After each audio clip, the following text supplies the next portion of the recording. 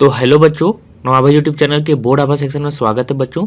तो बच्चों class 10th का जो आपका सामाजिक विज्ञान का पेपर है सोशल साइंस का, उसका आज हम सॉल्यूशन लेके आए हुए हैं।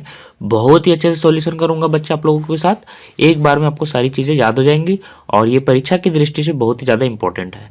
इसके साथ ही मैं बता दूं कि बच्चे जितने भी आपने जैक बोर्ड के बच्चे जितने भी हैं, हमने आपके लिए एक टेलीग्राम का ग्रुप बना दिया है। ठीक है, आपको नीचे लिंक मिल जाएगा, टेलीग्राम का ग्रुप है, वो टेलीग्राम में बना हुआ है। तो टेलीग्राम अगर अभी तक आपने ऐप को इंस्टॉल नहीं किया तो कर लें, और टेलीग्राम का ग्रुप का नीचे लिंक दिख रहा है उसको कर लें।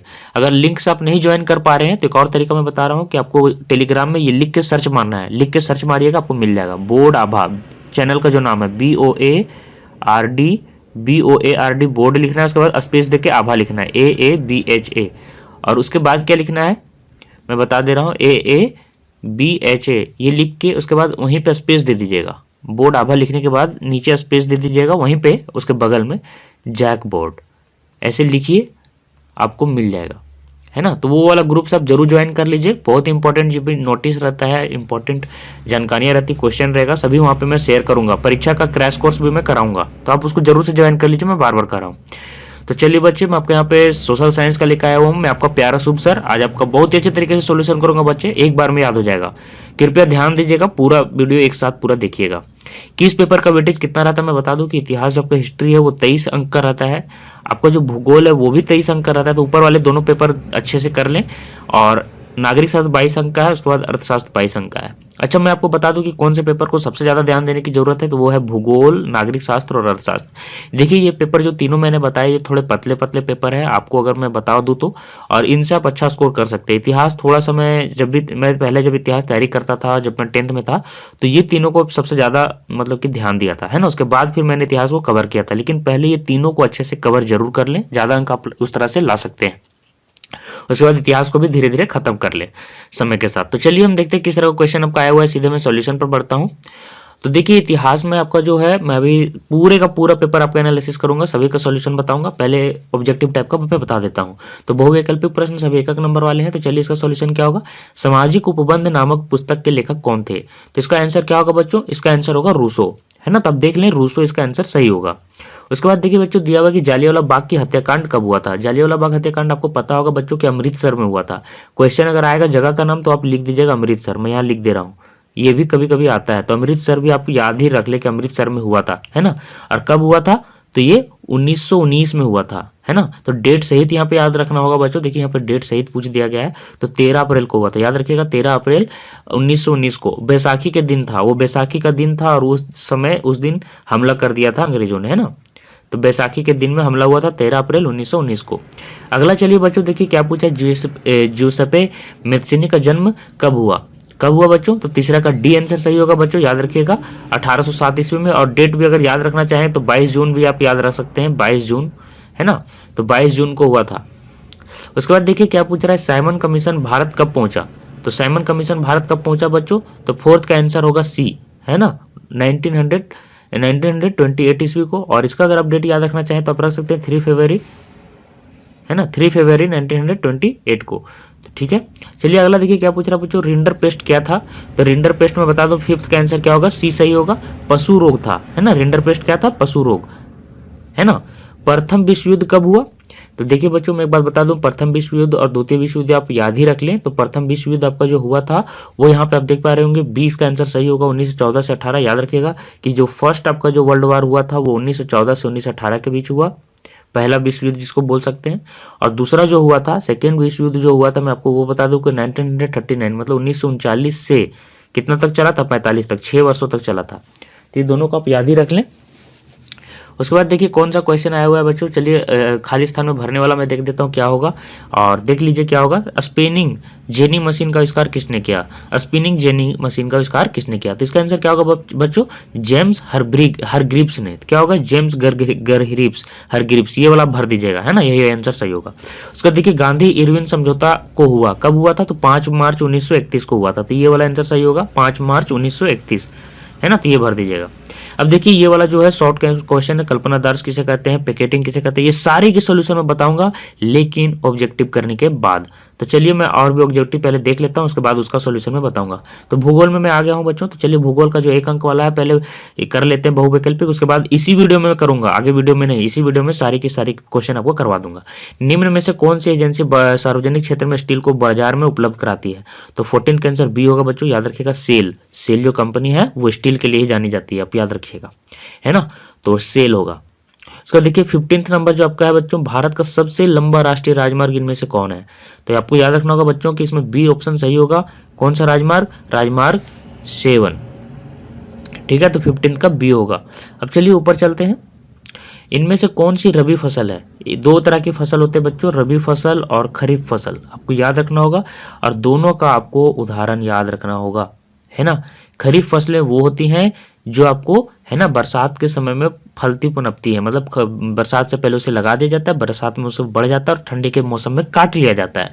और रबी फसल जो होती है बच्चों, वो जो आपका बरसात होता है उसके बाद लगता है, जब खरीफ फसल कट जाता है तब रबी फसल लगता है, मतलब ठंडी की ऋतु में, और गर्मी की ऋतु में काट ली जाती है। तो खरीफ यहाँ पे रबी फसल पूछ रहा है, मतलब जो ठंडी में लगाती है। तो ऐसा कौन सा उदाहरण होगा बच्चों? तो 16 का सी ऑप्शन सही होगा, चना। चावल याद रखिएगा बच्चों, ये जो चावल दिख रहा है ये चावल आपका क्या है? खरीफ फसल है ना, तो याद रखिएगा।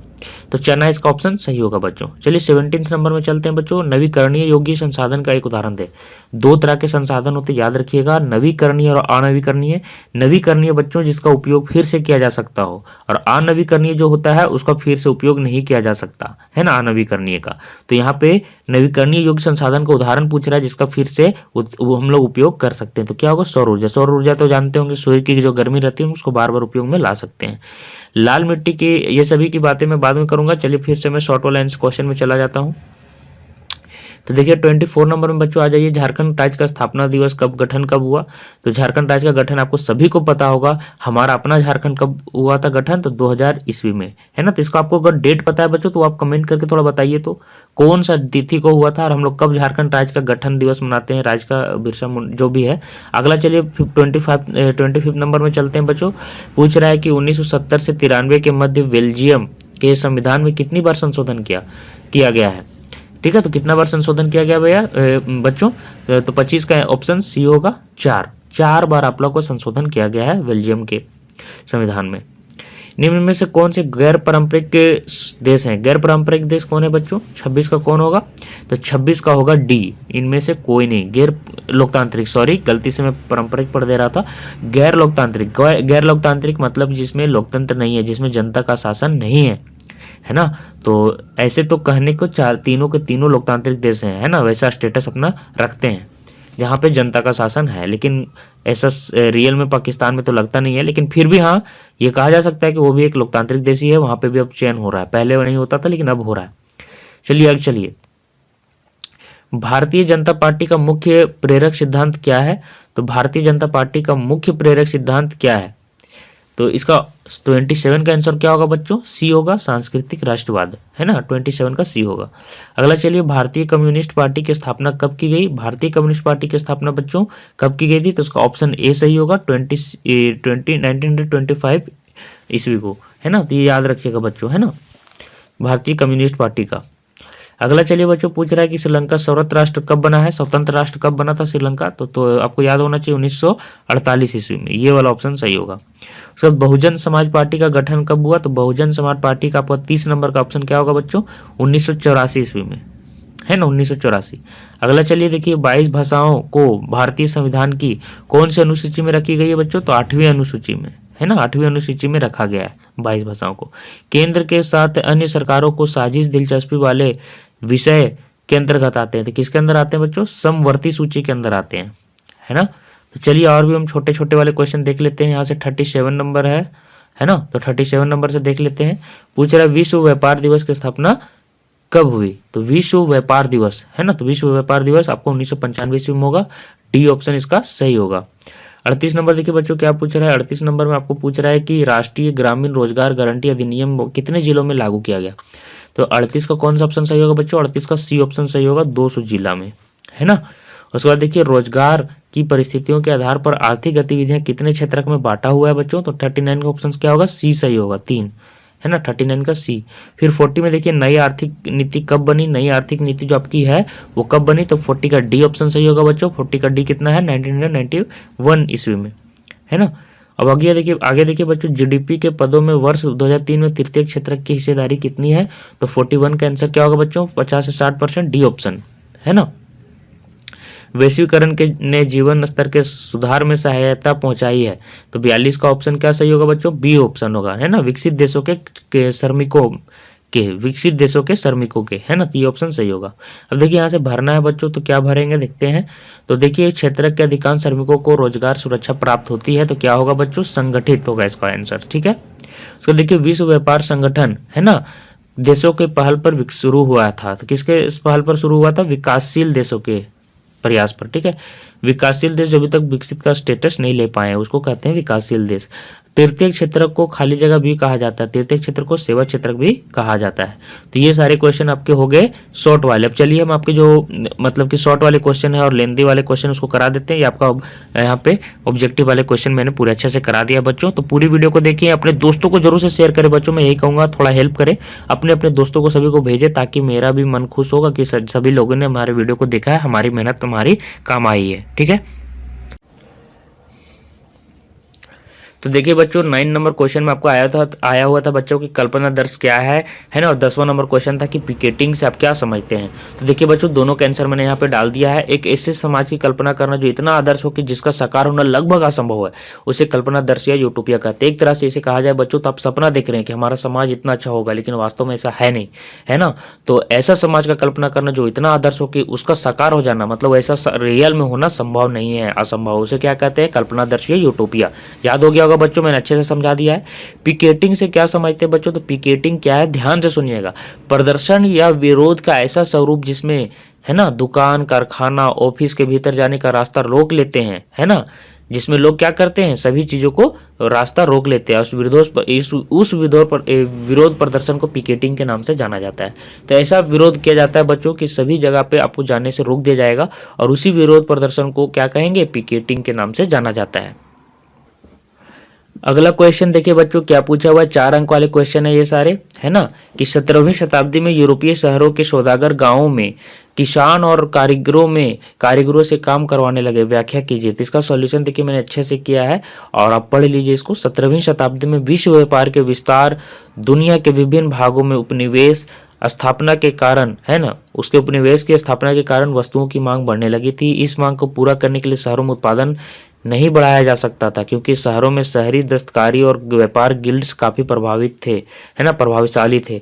गांव के करीब काश्तकार, दस्तकार, छोटे किसान आमदनी के लिए नए स्रोत ढूंढ रहे थे, है ना। तो ये सारी चीजें आप पढ़ ले और आप इसको आज नोट कर ले बच्चों, ताकि आप इसका अच्छे से आंसर फिर आप एग्जाम में दे सको। एक क्वेश्चन को आपको 4 से 5 बार पढ़ना है, ताकि सभी तरह की चीजें आपको परीक्षा में काम देंगी, ताकि अगर आप भूल भी जाओगे तो उसको याद आ जाएगा, है ना। ज्यादा पढ़ने से यही फायदा होता है बच्चों की क्वेश्चन को, कि आप उसको भूलते जल्दी नहीं है और आपको वो याद रह जाता है उसी में। और में ये क्वेश्चन है बच्चों, देख लीजिए, खाद्य उपलब्धता पर तकनीक के प्रभाव को दर्शाने के लिए इतिहास से 2 उदाहरण आपको देने थे, तो यहाँ पे दे दिया गया है। देख लीजिए, तेज चलने वाली रेलगाड़ियां बनी, बोगियों का भार कम कर दिया गया, है ना, रेल जलपोतों का आकार बढ़ाया गया, तो इसे आप पढ़ लें, है ना। पानी के जहाजों में रेफ्रिजरेटर की तकनीक स्थापन होने से खाने पीने की सामानों को एक जगह से दूसरे जगह ले जाने में आसानी हो गई। तो खाद्य उपलब्धता का जो यहाँ पे इतिहास के 2 उदाहरण है, देख लीजिएगा आप, है ना। उसके बाद देखिए बच्चों, उसका जो दीर्घ उत्तरीय प्रश्न यहाँ से आपको शुरू हो गया बच्चों, है ना। तो दीर्घ उत्तरीय प्रश्न में देखिए पहला पूछा हुआ है, मारियान और जर्मेनिया कौन थे, जिस तरह उन्हें चित्रित किया गया उसका क्या महत्व था, है ना। तो मारियान और जर्मेनिया कौन थे, दोनों फ्रांसीसी क्रांति के दौरान, है ना, स्वतंत्रता, न्याय और गणतंत्र जैसे विचारों को व्यक्त करने वाले नारी रूपक का प्रयोग किया। तो एक बार देख लीजिए, ऐसे विचारक थे जिन्होंने नारी रूपक का प्रयोग किया। फ्रांस में उसे लोकप्रिय ईसाई नाम मारियान दे दिया गया था, है ना। तो ये सभी बहुत ही इंपॉर्टेंट क्वेश्चन है, एक बार आप पढ़ लीजिए इसको पूरा का पूरा, है ना। और उसी का फिर और में देखिए बच्चों प्रश्न दिया हुआ है कि 19वीं सदी के यूरोप में कुछ उद्योगपति जो थे, उद्योगपति मशीनों के बजाय हाथ से काम करने वाले श्रमिकों को प्राथमिकता क्यों देते थे। तो हाथ से काम करने वाले श्रमिकों को क्यों दी गई थी महत्व दिया गया, क्यों प्राथमिकता दिया गया। यहाँ पे देख लीजिए, बहुत सारे उद्योगों में श्रमिकों की मांग मौसम आधार पर घटती बढ़ती रहती थी, है ना। तो बढ़ती रहती थी, घटती बढ़ती रहती थी। गैस घरों और शराब खानों में जाड़े के मौसम में मजदूर की आवश्यकता होती थी। क्रिसमस के समय वुड बाइडरों तथा प्रिंट कारखानों से भी ज़्यादा मजदूर की आवश्यकता पड़ती थी। तो इन सभी के कारण यहाँ पे देखिए और भी आगे हैं, 3, 4, 5, 6 कारण मैंने यहाँ पे डाल दिया है, तो आप देख लीजिए। बंदरगाह पर जहाज की मरम्मत एवं साफ सफाई का काम भी जाड़ों में किया जाता था, वहाँ भी मजदूर की आवश्यकता थी, किसानों की, मशीनों की नहीं। ये देख लीजिए बच्चों। उसके बाद 13वां देखिए बच्चों, यहाँ पे आपको 13वां में बताया गया है कि निम्न मानचित्र में आपको दर्शाना है अफ्रीका और सूरत को। तो देखिए मैंने यहाँ पे दर्शा दिया, आप ऐसे करके दर्शा दीजिएगा। अफ्रीका एक महादेश है बच्चों, तो अफ्रीका महादेश को यहाँ पे आप दिखा दीजिएगा चित्र में। अफ्रीका यहाँ पे है, देख ले रहे होंगे, और सूरत यहाँ पे हमारा शहर है। सूरत कहाँ पे देख लीजिएगा, हमारे समुद्र के घाटी में, यहाँ पे समुद्र है और समुद्र के किनारे यहाँ पे सूरत पड़ा हुआ है हमारा, है ना। चलिए उसके बाद देखिए बच्चों, ये सभी मैंने आपको करवा दिया है, छोटे क्वेश्चन आंसर। अब चलिए यहाँ पे देख लीजिएगा एक बार, लाल मिट्टी की रचना कैसे होती है। तो लाल मिट्टी की रचना देख लीजिए बच्चों कैसे होती है। लाल मिट्टी की रचना ग्रेनाइट जैसे रवेदार, है ना, आग्नेय सेलों तथा नीस जैसे कायांतरित सेलों के अपक्षय से हुई है। इस मिट्टी में लाल रंग रवेदार, आग्नेय और रूपांतरित चट्टानों में पाए जाने वाले लौह धातु के कारण है। लौह धातु पाए जाने के कारण ही ऐसा होता है। देख लीजिए एक बार, पढ़ लीजिए इसको आप, 2-2 नंबर वाले में है ना। फिर जलोढ़ मृदा के मुख्य विशेषताओं को लिखना है बच्चों। तो देखिए जलोढ़ मृदा की विशेषताओं को हमने 19 नंबर का यहाँ पे बता दिया है। सबसे उपजाऊ मिट्टी इसी को बताया जाता है बच्चों। देखिए यहाँ पे लिखा हुआ भी है, उपजाऊ मिट्टी है। धान, गेहूं, गन्ना इसके प्रमुख फसल हैं, और ये उत्तरी भारत के मैदान का निर्माण करती है। ज्योग्राफी बहुत अच्छे से करके जाइए बच्चों, मैं आपको बता दे रहा हूँ। भूगोल हमारा फेवरेट सब्जेक्ट था एक टाइम, है ना, तो मैं इसको बहुत अच्छे से पढ़ता था। आप भी इसको पढ़ के जाइए, बहुत ही अच्छा है। भूगोल, सिविक्स जो आपका नागरिक शास्त्र है, और आपका जो इकोनॉमिक्स का पेपर है, वो तीनों आप अच्छे से करके जाएं। और हिस्ट्री को भी आप अच्छे से कर ले, लेकिन पहले ये तीनों को जरूर अच्छे से कर लीजिएगा। उसके बाद देखिए बच्चों, गैर परंपरागत और परंपरागत ऊर्जा स्रोत में क्या अंतर है। बहुत ही अच्छा इसका आंसर होगा, ध्यान से देख लीजिएगा, है ना। वैसे ऊर्जा स्रोत जिसका उपयोग बहुत पहले से होता आ रहा है, पीढ़ी दर पीढ़ी, है ना, जैसे लकड़ी, उपले, है ना, कोयला, ये सभी क्या हो गए आपके परंपरागत ऊर्जा स्रोत हो गए, है ना। और जल विद्युत को छोड़कर परंपरागत ऊर्जा के साधन कभी भी समाप्त हो सकते हैं, है ना, जल विद्युत को छोड़कर। तथा प्रदूषण भी फैलाते हैं, क्योंकि इसके प्रयोग से धुआं और राख निकलता है परंपरागत ऊर्जा स्रोत से, है ना, और इनको बड़े पैमाने पर स्थापित किया जाता है। गैर परंपरागत जिसका हाल में ही आपका शुरू हुआ है, उसको हम कहेंगे क्या, गैर परंपरागत ऊर्जा स्रोत। जैसे देखिए सौर ऊर्जा, पवन ऊर्जा, ये सभी अभी सौर ऊर्जा का उपयोग लेना अभी हम लोग फिलहाल से शुरू किए थे, ये हो गया गैर परंपरागत। ये ऊर्जा साधन कभी खत्म नहीं होने वाले हैं। ये साधन प्रायः मतलब कि यूजुअली क्या होते हैं, प्रदूषण मुक्त होते हैं। तो इसे भी आप देख ले, बहुत ही अच्छा है, बहुत ही आसान है, एक बार पढ़िएगा याद हो जाएगा। वर्षा जल संग्रहण के क्या उद्देश्य है, बहुत ही आसान क्वेश्चन है बच्चों, इसको अच्छे से कर लीजिए, पढ़ लीजिए आप अच्छे से अपने से, है ना, बहुत ही आसान है। उसके बाद देखिए बच्चों क्या बताया गया कि जल दुर्लभता क्या है, इसके मुख्य कारण क्या है। मतलब जल दुर्लभता मतलब जल तो ऐसे यहाँ पे नवीकरणीय संसाधन है, मतलब हमेशा यूज जा सकता है, जिसको कभी खत्म नहीं होगा, लेकिन फिर भी जल की कमी क्यों रहती है, यही कहलाना क्या हुआ, जल की दुर्लभता। तो इसका कारण यहाँ पे दिया हुआ बच्चों कि जल तो बहुत है पृथ्वी पे, लेकिन पीने वाले पानी की कमी है ना। तो एक बार पढ़ लीजिए इसको, अच्छे से पढ़ लीजिए क्या क्या कारण दिया गया है। वर्षा की कमी होती है, पानी की बर्बादी की जाती है, अधिक सिंचाई कर दी जाती है, जल प्रदूषक और लोगों का उच्च जीवन स्तर। तो ये सभी कारण आप अच्छे से पढ़ ले, लिख लें। उसको देखिए बच्चों, चावल की खेती के लिए उपयुक्त भौगोलिक परिस्थितियों का वर्णन करना है। तो बहुत ही अच्छे तरीके से लिखा हुआ है कि चावल किन भौगोलिक स्थिति में बहुत ही अच्छे तरीके से उपजाया जाता है। तो देख लीजिए किस तरह का तापमान होना चाहिए, वर्षा होना चाहिए, मृदा होना चाहिए, श्रम होना चाहिए, सारी चीजें यहाँ पे दी हुई है। निम्न के मानचित्र में आपको ये दर्शाना है बच्चों, लाल मिट्टी और चाय को। तो चलिए हम दर्शा देते हैं लाल मिट्टी और चाय कहाँ पे होती है, देख लीजिए आप इसको, है ना। तो लाल मिट्टी और चाय का आप ऐसे चित्र बना सकते हैं, है ना। लाल मिट्टी देखिए लाल कलर से करा हुआ है, और चाय वाला क्षेत्र को हम लोग क्या कौन सा क्षेत्र से किए हैं, ब्लू वाला क्षेत्र से कर दिए हैं। तो इसे आपको दर्शा देना है परीक्षा में, है ना, मानचित्र में।